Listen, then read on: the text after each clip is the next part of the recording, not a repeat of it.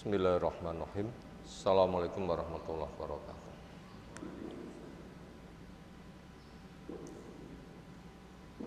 Alhamdulillahirabbil alamin. Walladzi arsala rasulahu bil huda wa dinil haq liyudhhirahu 'ala dini kulli. Wa kafa billahi syahida. Wa asyhadu an la ilaha illallah wahdahu la syarikalah. Wa asyhadu anna Muhammadan abduhu wa rasuluh. Allahumma shalli ala Muhammad wa ala alihi wa ashabihi wa man tabi'ahum bi ihsanin ila yaumiddin. Ya ayyuhalladzina amanu taqullaha haqqa tuqatih wa la tamutunna illa wa antum muslimun wa ba'du. Fa inna asdaqal hadisi kitabullah wa khairal hadyi hadyu Muhammadin sallallahu alaihi wasallam. Syarrul umuri muhdatsatuha fa inna kulla muhdatsatin bid'ah wa kulla bid'atin dhalalah wa kulla dhalalatin finnar. Ayyuhal ikhwah akramana subhanahu wa ta'ala.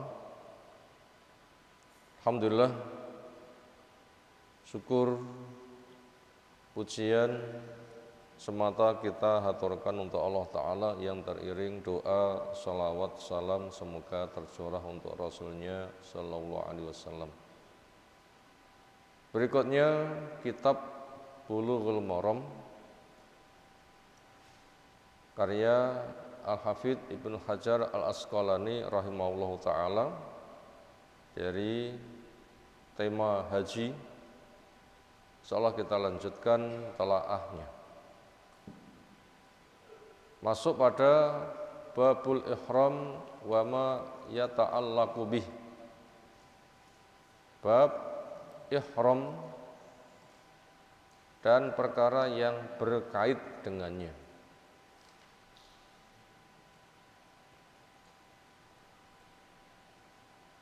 Kita pahami dulu arti ihram itu apa. Dari kata haruma, punya makna haram, mulia. Karena punya kemuliaan, maka wajib dijaga. Makanya kalau ada ungkapan haram, artinya itu mulia, jangan dilanggar.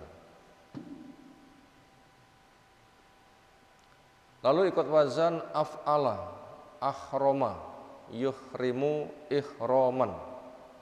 Af'ala yuf'ilu if'alan, akhrama yuhrimu ihraman. Di antara kandungan fungsi wazan af'ala adalah ad-dukhul fi syai', masuk pada sesuatu. Asbaha masuk waktu pagi, amsa masuk waktu sore, ahjaza masuk daerah Hijaz, A'roko masuk daerah Irak, atau yang semisal asfala masuk wilayah bawah, ahroma masuk wilayah haram.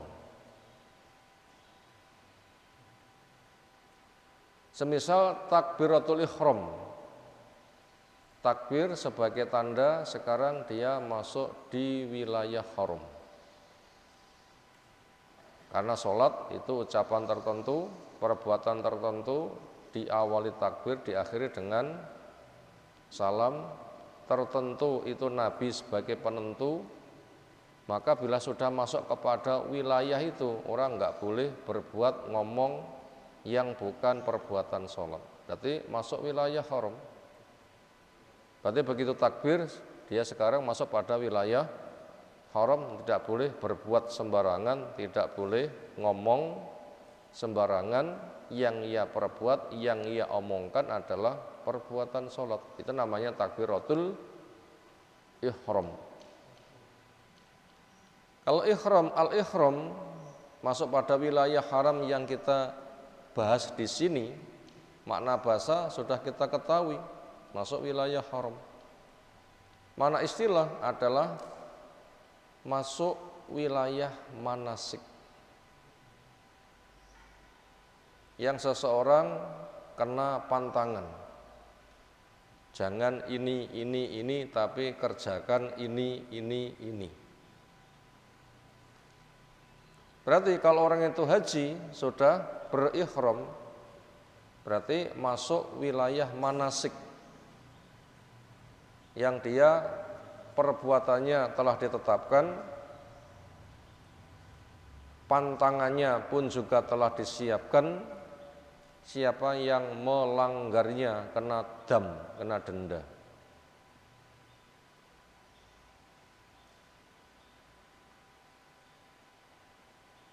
Lalu kapan orang yang melaksanakan manasik, dia sudah memasuki wilayah manasik, ritual haji, ritual umroh, yang perbuatannya ditetapkan, tidak boleh berbuat semaunya? Jawabnya, ketika dia telah setat berada di mikot, setat di tempat pemberangkatan.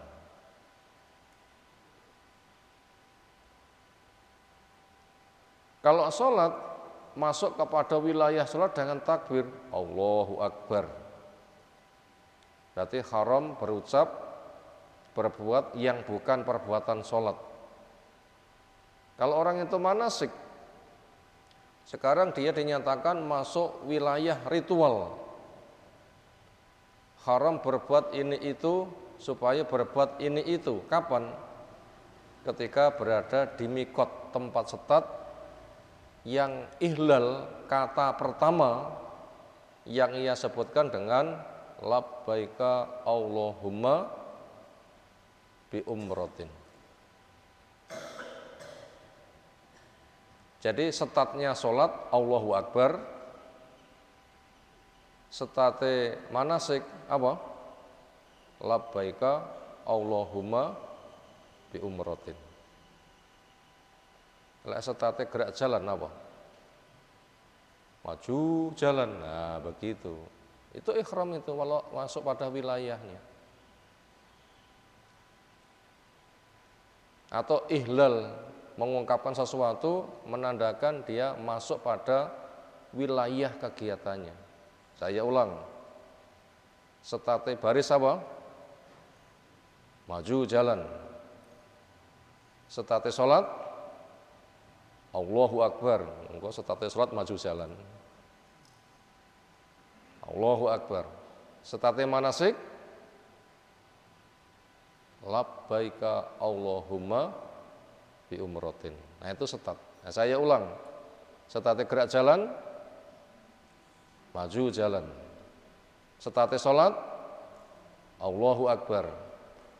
Setate manasik labbaika Allahumma bi umratin. Artinya apa? Labbaika ku penuhi, Allahumma ya Allah bi umratin untuk umroh, ku penuhi panggilanmu untuk umroh. Maka bila orang itu sudah mengatakan labbaika Allahumma bi umratin, berarti dia sudah berihram, masuk pada wilayah manasik yang perbuatannya ditetapkan, yang dia kena larangan apabila melanggar pantangannya. Termasuk enggak boleh pakai minyak wangi, bajunya ditentukan, enggak boleh berburu, enggak boleh lok-lokan, gojlokan, enggak boleh ngomong yang jorok, enggak boleh lamaran, enggak boleh pernikahan. Bila dia bersuami istri tidak boleh melakukan perbuatan pribadinya. Itu pantangan-pantangannya. Kenapa? Sedang berihram, masuk pada wilayah haram. Karena sudah ada ketetapannya, perbuatan ini itu. Kalau begitu ketika sudah mengatakan labbaika Allahumma bi umratin, ya Allah ku penuhi panggilanmu untuk umroh. Apa perbuatan dia?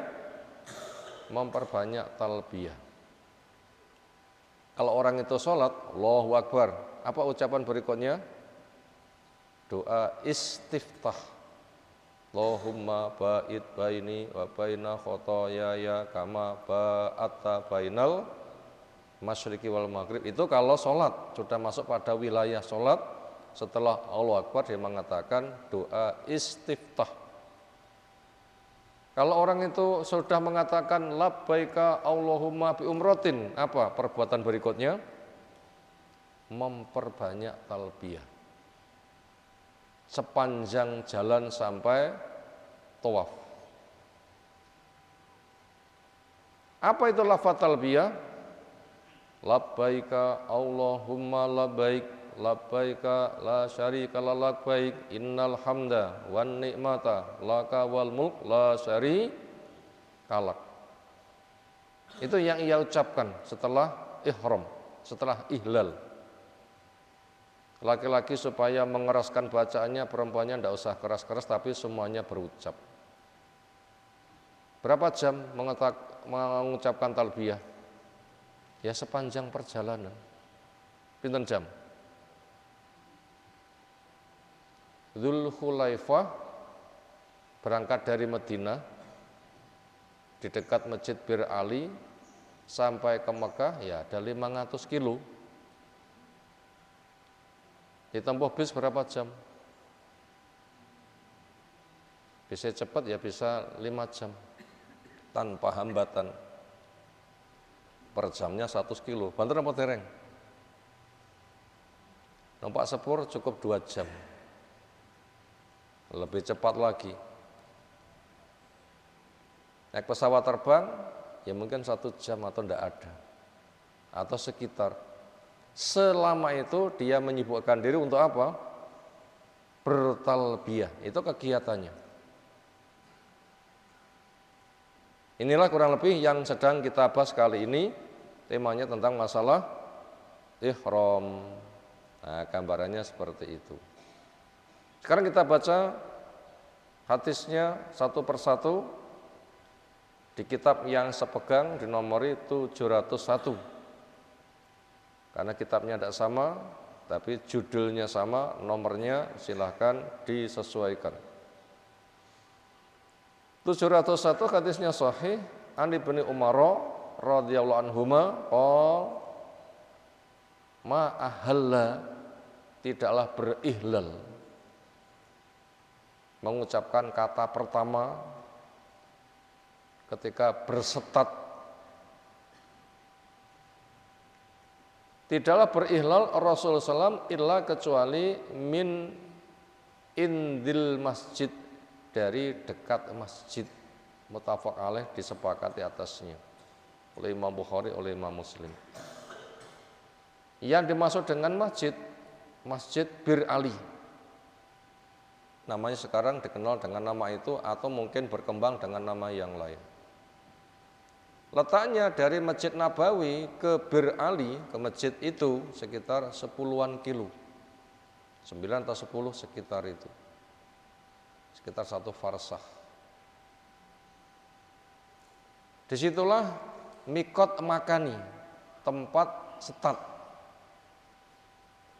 Orang berangkat mengadakan manasik, budali di situ, setatnya di situ. Yang di masjid itu sudah dilengkapi tempat untuk mandi yang sangat banyak, tempat ganti pakaian yang sangat banyak. Berarti sampai di tempat itu nanti mandi, kemudian ganti baju ihram, sambil menunggu yang lain-lain, mungkin bisa sambil sholat sesudah wudhu. Nah itu sewaktu-waktu matahari terbit, tegak, tenggelam, sholat sesudah wudhu boleh saja. Sholat yang tidak ada pelarangan waktu, sholat napa mawon. Kapan oleh sholat napa mawon. Sesudah wudhu, sak wayah. Tahiyatul masjid, sak wayah. Orang yang terlupakan atau ketiduran belum sholat, kapan sholat dikerjakan? Sak wayah. Ketika hari Jum'ah matahari tegak, enggak mengapa, sholat boleh. Ketika berada di Masjidil Haram, itu sholatnya juga enggak ada pantangan, sak wayah. Itu sholat yang tidak dilarang berkaitan waktu pelarangan. Kayak sholat duha, matahari sedang terbit ya tidak boleh. Tunggu sampai terbit sempurna baru sholat duha. Baru sholat duha. Tapi kalau sesudah wudhu itu sak wayah-wayah. Gak usah memperhatikan waktu, sak wayah-wayah. Jadi sambil menunggu yang lain sedang mandi, silahkan dia sholat sesudah wudhu atau tahiyatul masjid. Itu boleh. Nah, ketika sudah siap, tentunya bersama rombongan ada pemandunya, nanti diajak menuju ke tempat setat namanya Dzulkhulaifah. Itu tempatnya di dekat masjid. Maka dikatakan di sini tidaklah Nabi berihlal kecuali di dekat masjid, maksudnya di lapangan luas namanya Dzulkhulaifah, tempatnya di dekat masjid. Masjid Bir Ali. Nah, di situ setat. Yang kata Jabir yang sudah tertulis di kitab Al-Wajiz itu hadisnya panjang lebar. Jabir cerita ketika ngumpul di tempat setat ini. Nabi SAW berada di tengah-tengah umat, memandang ke depan yang ada itu manusia. Sejauh mata memandang. Memandang ke kanan hanya manusia yang tampak, saking ngagai. Memandang ke kiri juga sama. Memandang ke belakang juga sama. Kenapa? Di situ bersetat, berihlal. Itu di dekat masjid. Tadi apa? Kata setatnya, ucapannya labbaika Allahumma bi umrotin. Secara umum begitu. Itu bila hajinya haji tamattu. Antara umroh dengan haji itu ada pemisah, namanya haji tamattu. Apabila itu umroh sewaktu-waktu ya sudah cukup. Labbaika Allahumma bi umrotin. Itu ternyata tempatnya ada di dekat masjid, yaitu Masjid Bir Ali. Tempat itu namanya Dzulkhulaifah. Ma yustafadu minal hadis. Apa yang bisa diambil faidah dari hadis ini? Pertama, masyru'iyatul ihrami minal miqat. Ketetapan ihram itu berada di miqat. Orang masuk pada wilayah manasik itu harus berada di miqat. Dikatakan sudah masuk di miqat dulu. Teko yang lapangan namanya Dzulkhulaifah, lalu selumpuk baru berucap labbaika Allahumma bi umratin. Nah, supaya begitu. Apakah boleh mengatakan labbaika Allahumma bi umratin orang itu belum berada di lapangan tempat setat? Bolehkah? Kemarin itu ada pertanyaan. Kloter haji dia masuk rombongan akhir. Ternyata bergantinya baju ihram wonten Surabaya. Pakai baju ihram wonten pundi? Wonten Surabaya.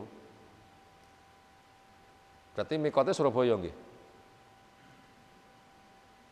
Ditanya apa boleh? Ya ora oleh. Saya jawab begitu. Lah nu kok masalahnya. Niki kloternya terakhir. Mengke mboten saged mudhun teng mikot. Mengke ihlale kata pertama setate niku wonten pesawat terbang. Bapak kloter akhir. Dari timur itu lewat Yalamlam dan tidak turun ke tempatnya. Pesawatnya itu enggak turun, tetap berada di udara. Makanya ketika berucap, di sini mikotnya Yalamlam, pesawatnya di atasnya. Ini baru berucap ketika berapa di atasnya, mengatakan labbaika Allahumma bi umratin. Ya pesawatnya mandek penak lagi. Mandek mengatakan Allahumma bi umratin. Tapi sebenarnya kan cepat kan? Kira-kira berucap labbaika Allahumma bi umratin berapa detik? 15 detik. Labbaika Allahumma bi umratin. Ngoten nggih? Berarti misalnya Yalamlam di sini 15 detik sebelum di atasnya ini sudah berucap labbaik Allahumma bi umratin. Nah, ketika kata umratin itu selesai, berada di atas mikot. Sehingga nanti dianggap ihlalnya di mikotnya, cuma di atas. Pesawatnya nggak bisa mudun. Makanya disiapkan sebelumnya, pesawat melaju cepat. Berapa kecepatan pesawat terbang? Sak jam pinten kilo? 1000 kilo. Wes, ngoten. Nah itu 15 detik sebelum berada di atasnya ini sudah diabai. Sekarang silakan berucap labbaik Allahumma bi umratin, berada di atas mikot itu sudah selesai. Lah ini memakai baju ihram ini di atas pesawat terbang sulit. Kanggilan mboten? Macai wong nek di atas pesawat. Ya lek wonge cekatan pinter gak apa-apa, lek wonge rada lugu tunak-tunuk. Macai wonten dhuwur pesawat, angel mboten? Sulit. Akhirnya gantinya baju ihram itu di Surabaya. Sebelum masuk pesawat itu sudah pakai baju ihram. Kenapa? Ya wong akeh. Itu hanya pakai baju ihram saja. Kenapa? Mau ganti baju di atas pesawat sulit. Makanya itu gantinya baju itu di Surabaya. Itu perbincangan kemarin, mungkin di antara kita ada yang mengalami, ini butuh kita bahas. Tetapi ketika sudah pakai baju ihram itu hanya persiapan awal saja. Hanya sifatnya daripada persiapannya di atas pesawat macai wong kuwi enggak gampang. Makanya masih di bawah saja, ketika naik sudah pakai baju ihram tapi belum masuk ritual. Hanya kelambine tinggi dhisik sebelum acara dimulai, tapi itu belum kena pantangan. Baru kena pantangan ketika sudah ada di atas mikot. Nah ini kurang lebih 15 detik baru di apa-apa. Nanti ada tombol atau apa nanti, bila sudah ada suara tet, silahkan nanti mengatakan labbaika Allahumma bi umratin tet labbaik Allahumma. Ketika sudah selesai berada di atas mikot lalu berlalu. Nah begitu caranya. Ini ketika ihlalnya kata pertama, kata setatnya itu berada di atas pesawat yang melaju kencang. Nah begitu, makanya pakai bajunya masih di Surabaya sepanjang jalan berapa jam gitu? Surabaya dugi mriku 9 jam atau berapa? Ya selama itu belum kena pantangan, cuma klambine sudah dipakai duluan, hanya gitu saja. Nah baru nanti ketika sudah ada di atasnya itu mengatakan labbaika Allahumma bi umratin. Ketika sudah sepanjang perjalanan nanti sampai turun di bandara dilanjutkan menuju ke Mekah, kesibukan lisan berucap napa? Talbiyah labbaika Allahumma labbaik labbaika la syarika lak labbaik dan seterusnya. Nomor 2, jawazul ihram qoblal miqat. Bolehnya mempersiapkan ihram belum sampai di mikot. Berarti di dekat masjid lalu mandi, ini kan sebelum mikot kan, itu kan namanya kan persiapkan. Itu apabila berangkat dari Madinah mampir mandek di Dzul Khulaifah, di situ mandi, di situ ganti baju, setelah itu nanti menuju ke tanah lapang. Jadi persiapan ihramnya itu sebelum sampai di mikot, ya memang pantasnya seperti itu. Lalu apakah boleh mikotnya di Yalamlam, tapi orang itu pengen memasuki manasik haji masih di Surabaya, bolehkah? Setatnya di Yalamlam, di sini itu sudah setat, misalnya masih di Indonesia, itu sudah masuk pada wilayah ihram, bolehkah? Enggak boleh. Itu harus berada di setat, sebelumnya hanya persiapan saja. Makanya orang yang sudah ganti baju di Surabaya itu hanya persiapan. Adapun nanti setatnya harus di mikotnya, tempat setatnya. Jadi itu bolehnya mempersiapkan apa yang butuh disiapkan sebelum masuk pada wilayah mikot, itu boleh-boleh saja. Kalau sengaja itu orang itu nambahi, tidak boleh. Karena tempat start sudah ditetapkan, tempat pemberangkatan sudah ditetapkan dari Madinah, Dzulkhulaifah, dari Syam, Juhfah, dari timur, Zatu Irkin, bukan Yalamlam ya, Zatu Irkin.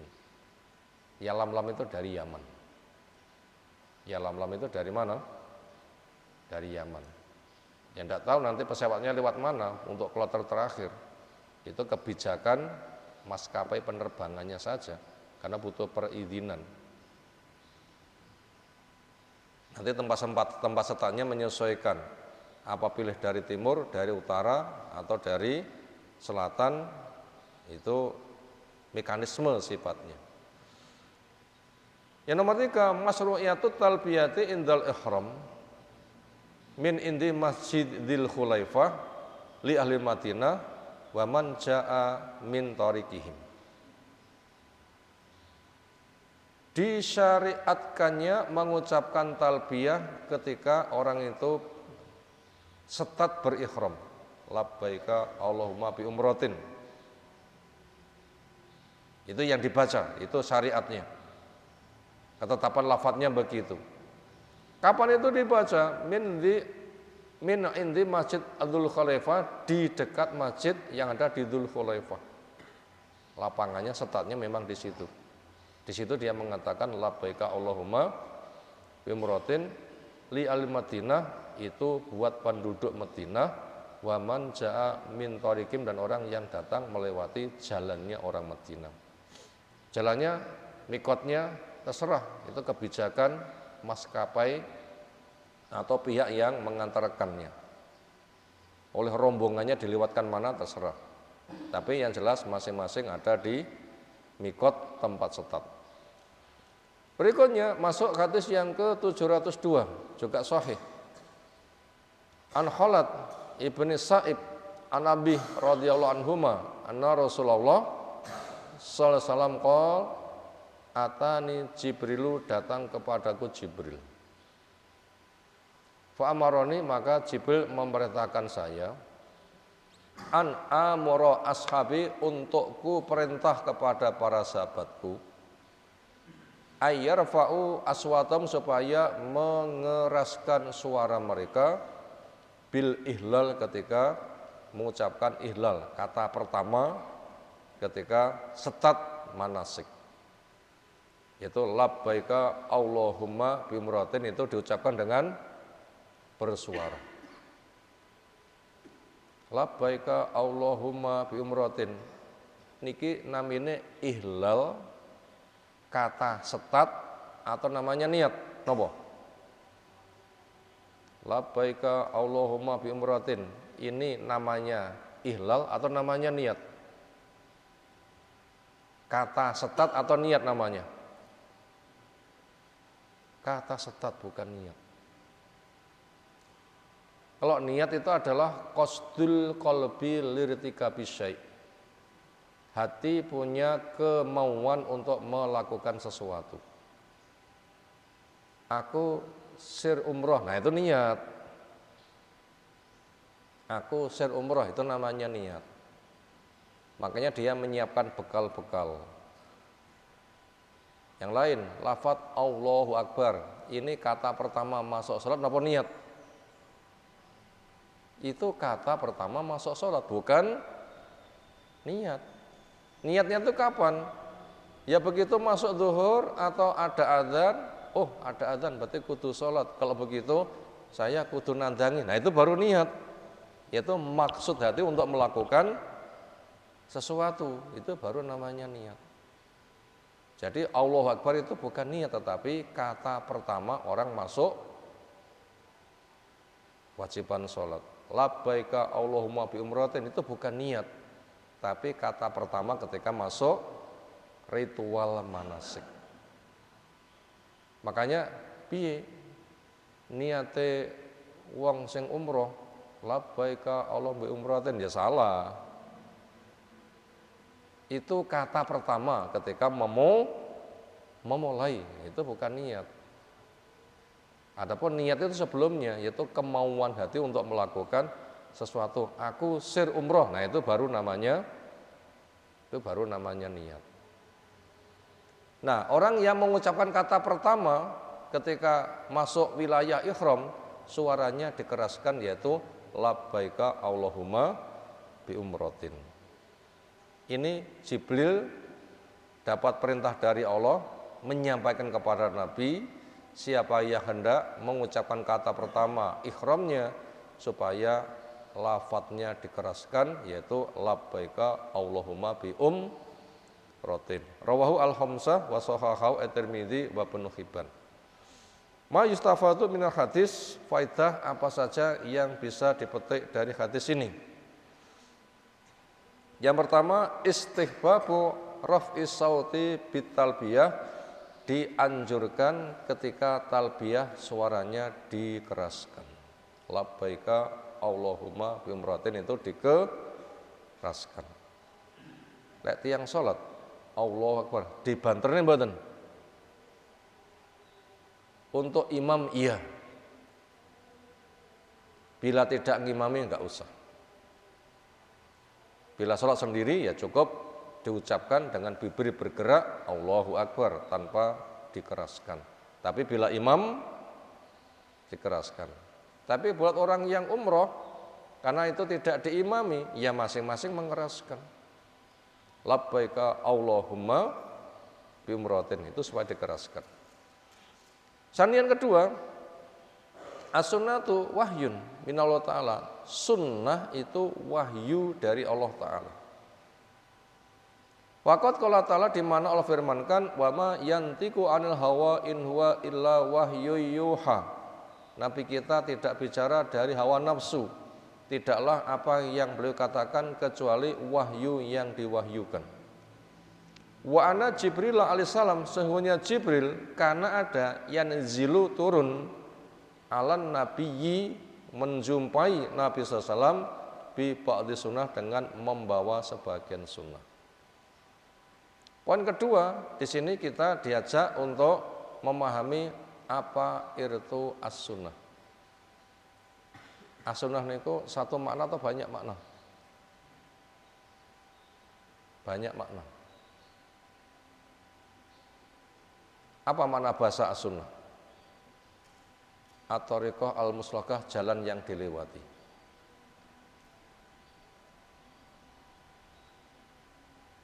Arti sunnah secara definisi sesuai penggunakannya dia digunakan untuk apa?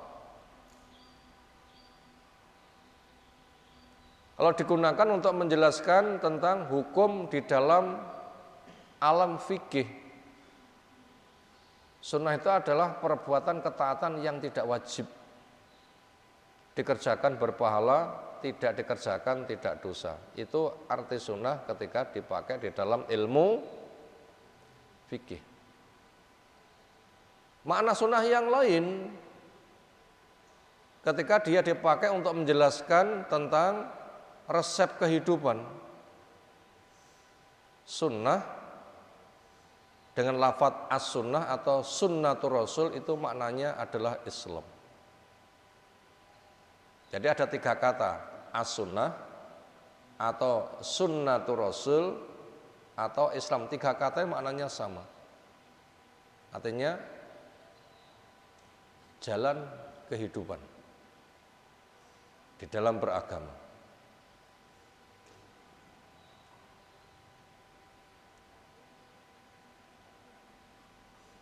Maka daripada itu ketika kita mendengar kata sunnah maknanya apa? Ya kita lihat kata itu dipakai untuk membahas apa. Karena sering di masyarakat itu dicampur aduk, membuat masyarakat itu jadi bingung. Sehingga di sana akan terusung subhat. Maknanya seperti itu. Ini dakwah sunnah, artinya dakwah mengikuti cara Rasul. Oh kalau gitu berarti dakwah ki enek sing wajib, enek sing sunnah, enek sing makruh, enek sing mubah. Oh kacau kalau begitu ya. Itu namanya orang yang ngotak-ngatik. Kemudian kata sunnah yang ada pada tema ini maknanya apa? Arti as-sunnah yang ada pada tema yang sedang kita bahas itu adalah as-sunnah atau sunnatul rasul atau Islam. Bila sudah begitu, ini semua itu harus merujuk kepada wahyu. Karena jalan kehidupan, perilaku Rasul, Islam, ini semua itu berdasarkan apa? Wahyu. Makanya ketika Jibril diturunkan untuk membawa sunnah, mana itu ada menyampaikan Islam. Sehingga ketika Nabi menyampaikannya, ini sunnah Nabi, ini as-sunnah, ini adalah Islam. Semuanya wajib merujuk kepada wahyu.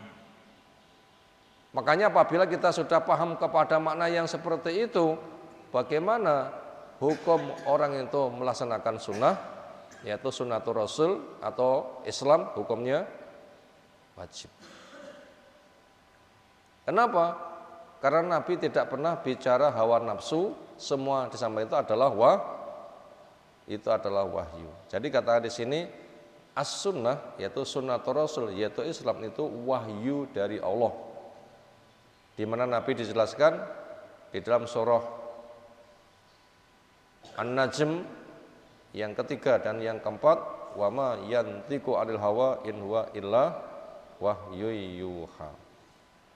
Makanya perintah Nabi SAW ketika berihlal mengucapkan labbaika Allahumma bi umratin, ini adalah ketetapan wahyu.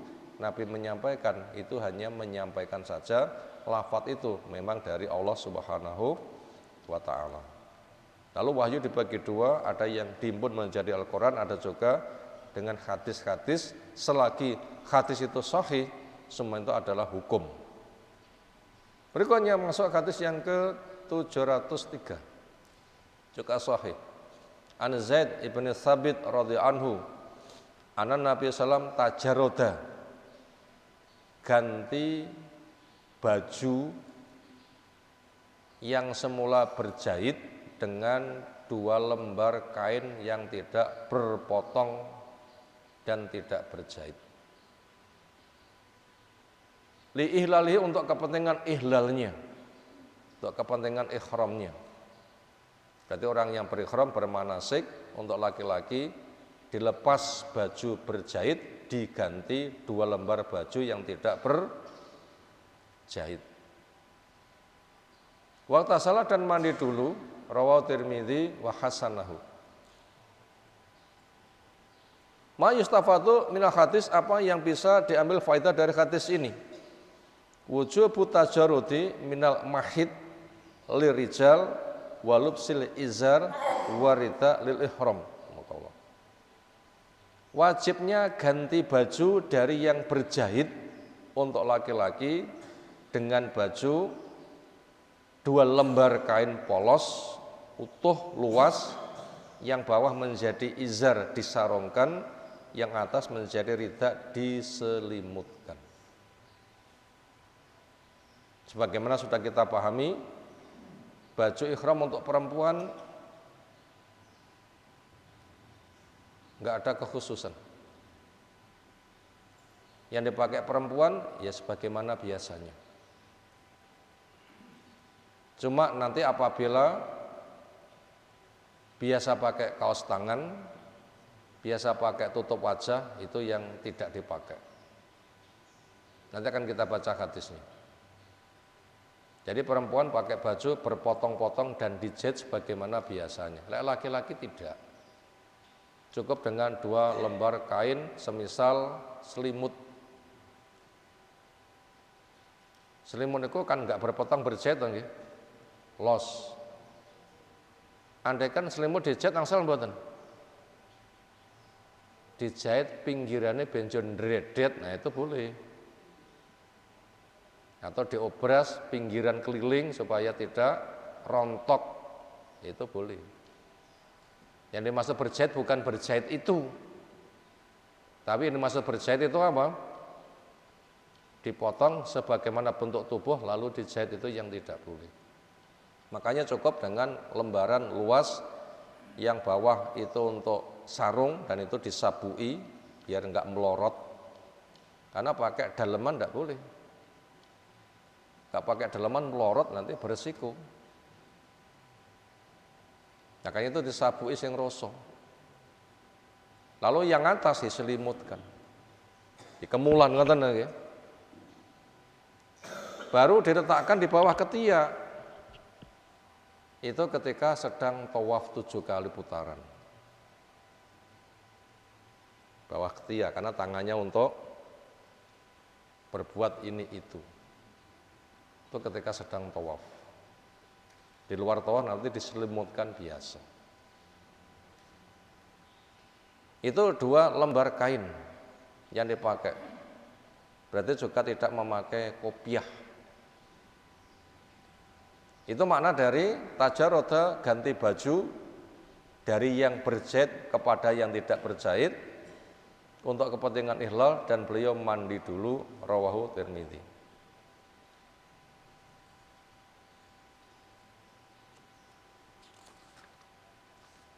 Faedah kedua, masru'iyatul ightisal wat tatayyub qabla al-ihram. Diizinkan untuk mandi dan memakai wangi-wangian sebelum berihram. Berarti sebelum ihram itu dimulai, masih hari-hari longgar. Bajunya dilumuri minyak wangi boleh. Dan nanti apabila sudah masuk pada ihram, baru ganti baju. Nah berarti kan sudah nggak wangi lagi. Kenapa? Sudah ganti. Karena yang diwangikan itu baju sebelum ihram. Nah ketika mau ihram itu kan ganti. Maka apa itu apabila ada bau wangi yang bersifat bekas, itu nggak jadi masalah. Berarti mandi sebelum ihram, memakai minyak wangi sebelum ihram itu diperbolehkan. Tapi ketika sudah labbaika Allahumma bi umratin, itu pakai minyak wangi nggak boleh. Sudah setat, semisal sholat Allahu Akbar, setatnya untuk umroh dengan labbaika Allahumma bi umratin, sudah masuk itu, pakai minyak wangi nggak boleh. Tapi sebelumnya itu boleh.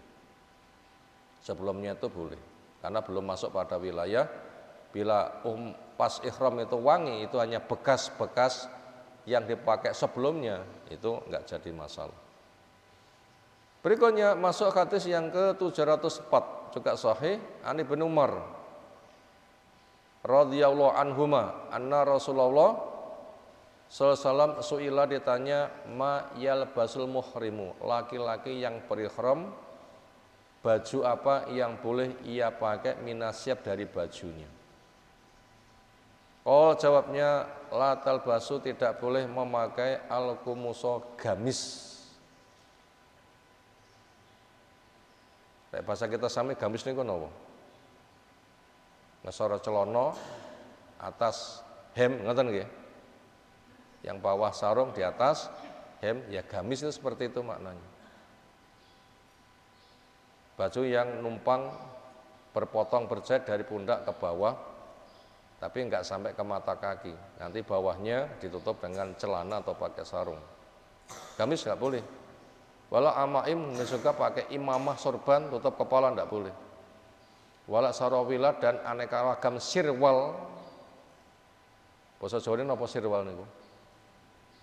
Suwal ngoten nggih. Malih suwal. Bahasa Arabnya sirwal. Mungkin asing itu sirwal cuma wong lek ngrungokne patek genah malih pokoke nek wale ngoten. Suwal apa sirwal mbuh pokoke nek wale.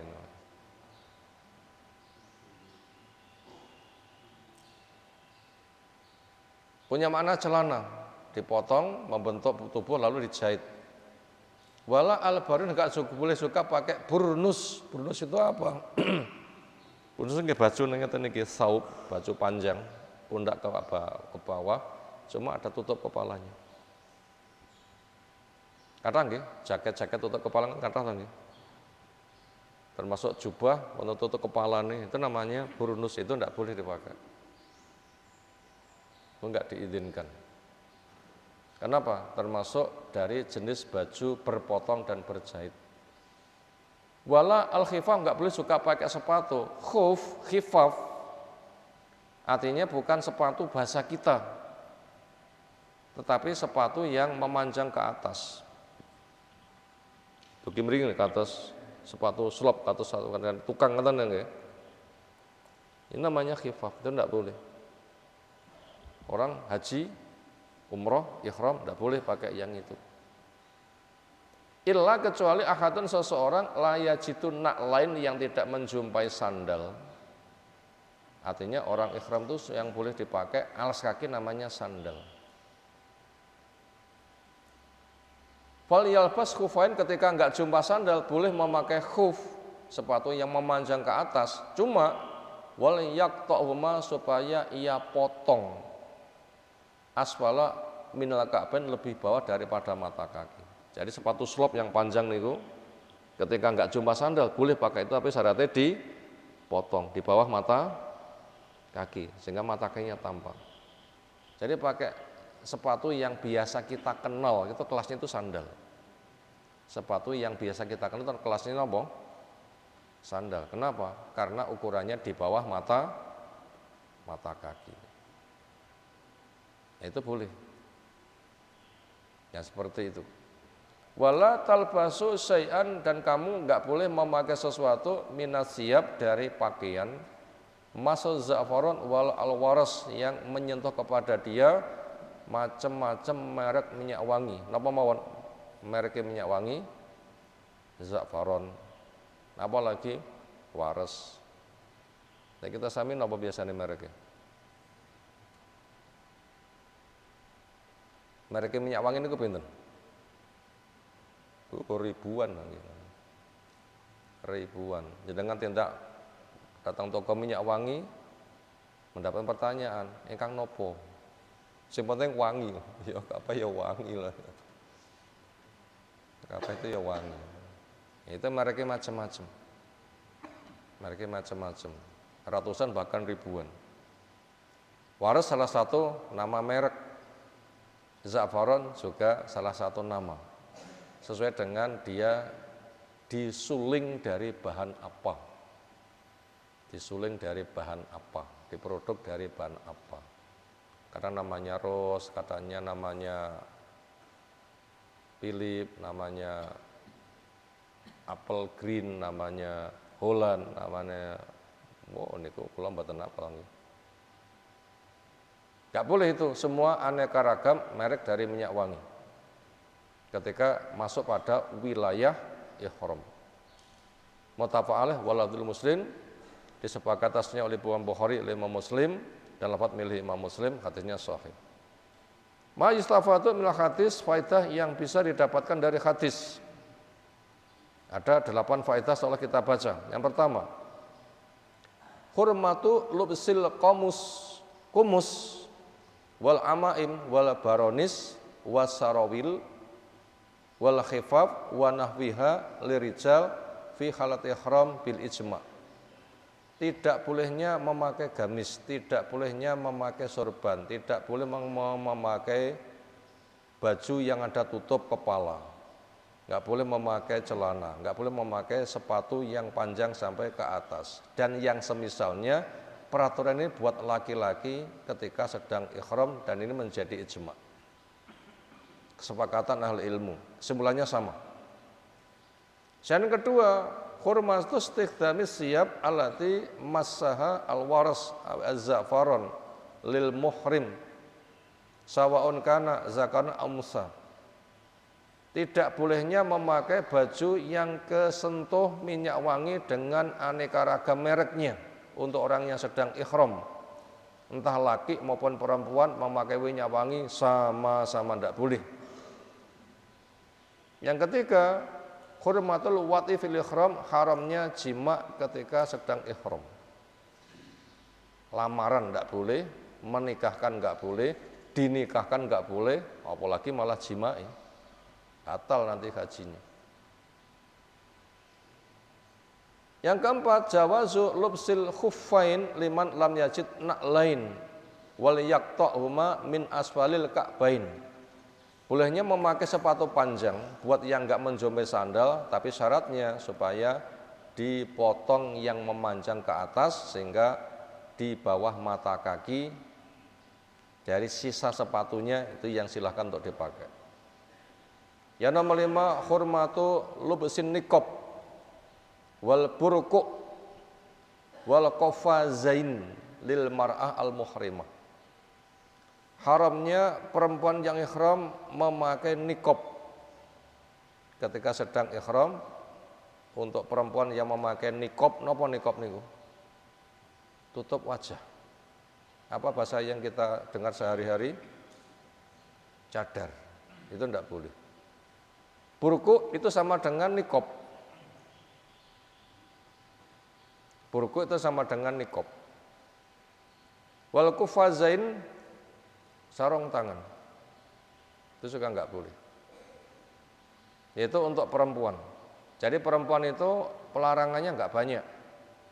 Bajunya normal biasa, cuma yang biasa pakai cadar enggak ditutup, yang biasa pakai kaos tangan itu juga enggak dipakai. Bagaimana apabila ketemu dengan banyak orang?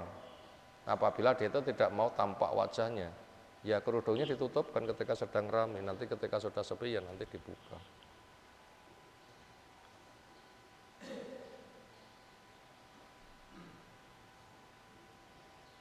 Tapi juga kesempatan yang lain tetap terbuka sehingga laki-laki bisa memandang. Itulah ujian beratnya. Sebagai nanti akan kita baca hadisnya insyaallah. Yang nomor 6, adamu jawazis soid wattib wa halqir ra'si lil muhrim zakaron kana a'ungsa. Tidak diperbolehkan untuk berburu. Termasuk berburu tumo, petan, enggak boleh. Termasuk enek manuk kutuk-kutuk dicekel, enggak boleh. Karena mboten manuk-manuk, doro-doro. Itu ujiannya berat itu. Gatel sirai, kelelor-kelelor dicipok, dicites, katan dikletus ngoten nggih. Enggak boleh. Itu berburu itu. Cokot semut dicites ya enggak boleh, berburu juga. Nyamuk ya sama ada berburu juga itu. Di mana? Ya di sebul wae atau di selentek ben ngalih.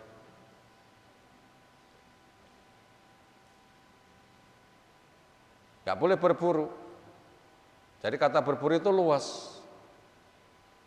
Demikian juga memakai wewangian, demikian juga motong rambut ketika sedang berihram bila belum waktunya. Laki perempuan sama-sama tidak diperbolehkan. Yang ketujuh, jawazul inghimas fil ma, bolehnya orang nyemplung banyu. Mungkin kah potensinya panas? Wonten banyu nyemplung mak belung ngoten mungkin? Boleh. Kalau memang kondisinya panas. Apa enggak basah kuyup? Iya. Apa enggak masuk angin? Itu paling beberapa menit garing lagi, ngoten nggih. Paling beberapa menit cepat kering. Kenapa? Memang panas. Maka itu gerujukan nyemplung banyu itu boleh. Wal hamlu ala ra'si, dan nyunggi sesuatu yang berada di atas kepala. Nyunggi napa? Ya nyunggi barang sing butuh di bawah, mungkin tasnya disunggi atau mungkin kondisi panas pakai payung boleh.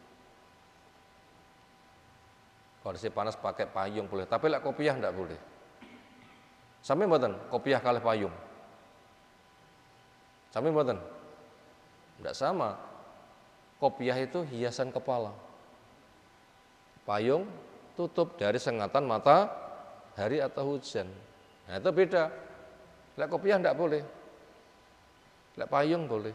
Atau tasnya disunggi karena panas boleh. Enggak mengapa. Wasatur ra'si biliyat, dan nutupi kepala pakai tangan. Panas dipun tutup ngeten. Boleh. Wa wad'uhu alal mahdati, dan meletakkan kepala di atas bantal lil muhrim, itu boleh. Ketika sedang tidur kemudian kepalanya dipasang bantal boleh. Napa bantale? Ya bantal tangan nggih boleh. Atau bantalnya memang bantal juga diperbolehkan, atau bantalnya itu tas juga diperbolehkan. Itu enggak mengapa. Itu boleh-boleh saja. Lah tiyang sing sedang bermanasik kok tidur, wonten pundi tidure? Di hotel sedang istirahat kan boleh tidur. Sepanjang jalan bila naik ontak kan juga berhari-hari kan. Kan juga malam kan juga butuh tidur kan. Boleh-boleh saja kan seperti itu. Atau nanti yang pasti di Muzdalifah malam ke-10 juga itu waktunya tidur, nah itu bantalan nggak jadi masalah, boleh-boleh saja. Yang ke-8 la fidyata ala labisil khufain idza lam yajid lain. Tidak ada denda kepada orang yang memakai sepatu, tapi syaratnya tidak menjumpai sandal dan sepatu yang panjang itu supaya dipotong dulu. Nah, itu diperbolehkan yang seperti itu. Itu ada 3 atau 4 hadis yang kita baca di kesempatan kali ini, 4 hadis ya. Tentang masalah seluk-beluk ihram dan seputar, bagaimana berikutnya insya Allah bisa dibaca di kesempatan yang lain. Sebelum kita cukupkan, mungkin ada pertanyaan, disilakan.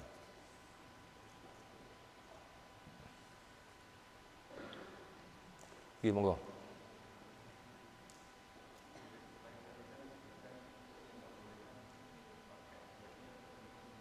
Ya.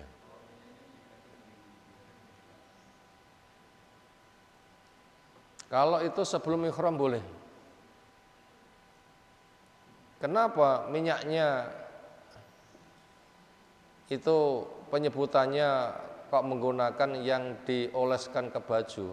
Karena ya seringnya memang minyak itu di baju. Kalau tidak di baju, mungkin juga dioleskan di kepala, di badan, di kulit, itu sama saja. Itu cuma mekanisme wewangian. Kesimpulannya orang yang sedang berihram itu adalah dilarang untuk beraroma karena dia memang bukan waktunya untuk berdandan. Semisal orang dikatakan safar, jaraknya berapa? Ada yang mengatakan setengah hari, ada yang mengatakan sehari, ada yang mengatakan 2 hari, ada yang mengatakan 3 hari. Yang mana yang ini? Itu macam-macam safar, kadang setengah hari, kadang sehari, kadang 2 hari, kadang 3 hari. Intisarinya, perempuan yang safar entah setengah hari, entah sehari, 2 hari atau 3 hari, itu bila tidak ada mahram nggak boleh. Itu intisarinya. Sehingga hadis itu tidak muttarib, guncang, bukan.